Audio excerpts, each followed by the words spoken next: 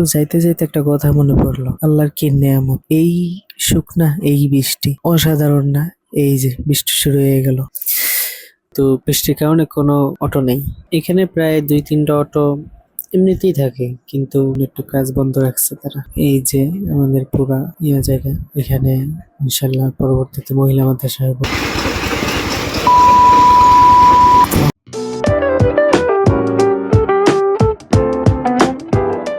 আসসালামু আলাইকুম।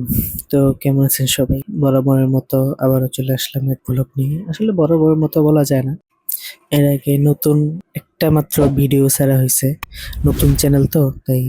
তো আজকে আমরা যাইতেছি যে আমাদের বাড়ির কাজ শুরু হয়েছে, পরবর্তীতে ইনশাল্লাহ এখানে মাদ্রাসা হবে ওইখানে। তো অটোর সামনে থেকে যাইতেছি, একবার হঠাৎ করে মানে মৌসুম বদলে গেছে, এখন বৃষ্টি আসা শুরু হয়েছে হঠাৎ করে।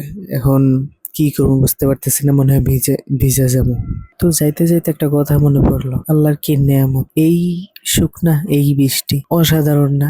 এই যে বৃষ্টি শুরু হয়ে গেল, মানে একে তো ভালো লাগতেছিল, এমন একটা আবহাওয়া, মানে মন কাইড়া নেওয়ার মতো। যাই হোক, অনেক মানে ভিতরে প্রশান্তি নিয়ে যাইতেছিলাম, অনেক ভালো লাগতেছিল। এক সাইডে প্রায় পুরা ভিজে গেছি আমি। যাই হোক, তারপরও যাইতেছি, কিছু করার নাই। বাসা থেকে ছাতাটা আনলেই ভালো হতো। তো ওই সময় তো আর বুঝি নাই যে এরকম ভাবে বৃষ্টি পড়বে, ওই সময় আকাশ পুরা পরিষ্কার ছিল। অটো থেকে নামলাম, নামার পরে এই দেখেন অবস্থা, বিশেষ করে আকাশটার লুক সেই রকম লাগতেছে। এবার একটা অটোতে উঠবো, অপেক্ষা করতেছি, কিন্তু বৃষ্টির কারণে কোনো অটো নেই এখানে, প্রায় 2-3টা অটো এমনিতেই থাকে, কিন্তু এখন পাইতেছি না। আর 1-2টা আসলেও চলে যেতেছে। ফাইনালি চলে আসছি, বৃষ্টি পড়তেছিল এই জন্য একটু কাজ বন্ধ রাখছে তারা। এই যে আমাদের পুরা জায়গা, এখানে ইনশাল্লাহ পরবর্তীতে মহিলা মাদ্রাসা হবো। তো দেখতেই পারতেছেন, আপনাদের একটু ঘুরাই ঘুরাই দেখাই।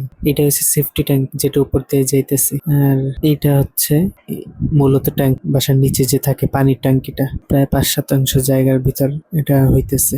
এই সেফটি ট্যাঙ্কি হচ্ছে এটা। তো দেখতেই পারতেছেন, এই সাইডে ঠিক পিছনে একটা টিনের ঘর করা হয়েছে, ওইখানে এসে বসলাম। এই যে ঘরের অবস্থা, মানে মূলত মালপত্র রাখার জন্য এটা করা হয়েছে, এটা আর দারোয়ান থাকার জন্য, এটা অন্য কোনো ইয়া না। তো সাধারণত বিল্ডিং করার আগে যে ঘরটা দারোয়ানের জন্য করা হয়, পাহারা দেওয়ার জন্য, বাস ওইখানেই। তো বাইরে কাজ চলতেছে, আজকে ইট ভাঙ্গার মেশিন আনছি, যে পাইলিং করার লাস্টে যে ইট গুলা থাকে ওইগুলা ভাঙ্গানোর জন্য। তো চলুন দেখাই আপনাদের। এই যে দেখেন, পাইলিং এর অবশেষে যে পাথরগুলা বাইচেছিল ওইগুলা ভাঙাইতেছিলাম। তো এইখানে আসলে এমন আওয়াজ, আমার মাথা ব্যথা শুরু হয়ে গেছিল। এদিক দিয়ে আবার বাইরে বাইরে ভাঙতেছে, কারণ এত বড়টা তো আর দেওয়া যায় না। আমি কিছুক্ষণ দাঁড়াইছি, তো আমার মাথা ব্যথা শুরু হয়ে গেছে। এবার আপনারাই দেখেন কিরকম আওয়াজ।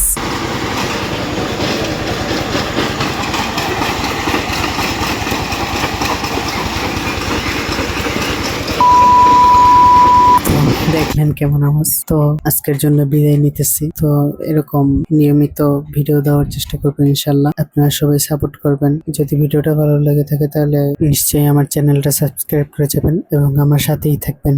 Thank you.